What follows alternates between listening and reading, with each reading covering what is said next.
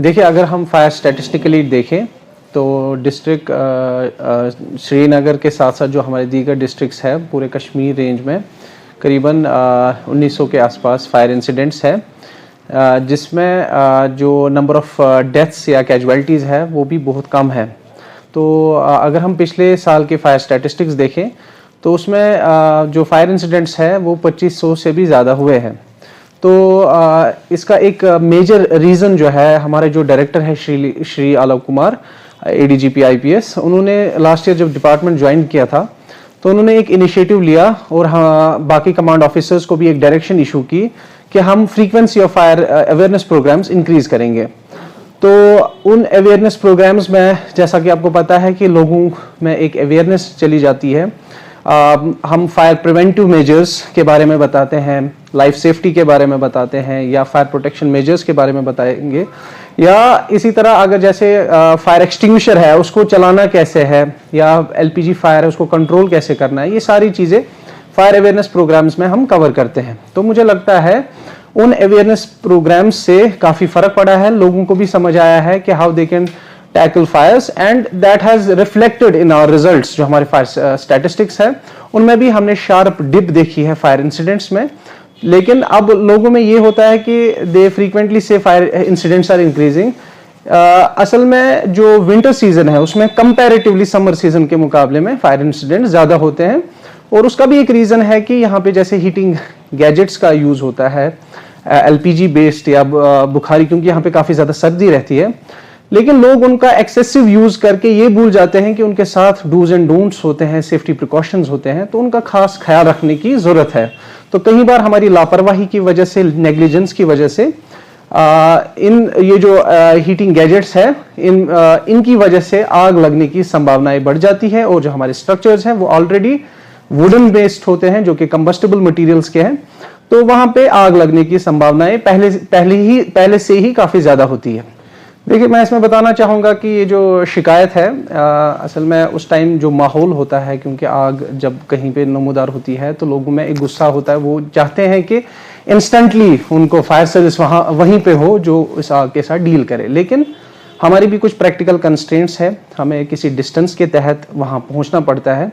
और सबसे इम्पोर्टेंट चीज़ है कि लोगों में ये अवेयरनेस होनी चाहिए कि उनके पास फायर सर्विस का कॉन्टैक्ट नंबर होना चाहिए।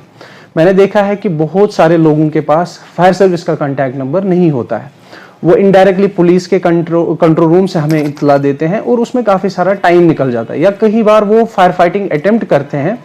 और उसके बाद उनको लगता है कि फायर सर्विस को कॉल करने की ज़रूरत है। तो लोगों से ये गुजारिश रहेगी कि जब भी कहीं पे आग की वारदात नमूदार होती है तो आप अपनी कार्रवाई भी करें, लेकिन साथ साथ फायर सर्विस को भी इत्तला दे, ताकि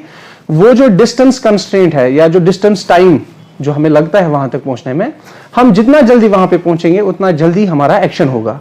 उसके बाद जैसे हम स्टेशन से बाहर आते हैं, हमारा प्रोटोकॉल टाइम 1 मिनट का होता है, तो रास्ते में डे के टाइम स्पेशली ट्रैफिक कंजेशंस हो सकती है, तो वहां पे लोगों से गुजारिश है जब भी आप फायर टेंडर को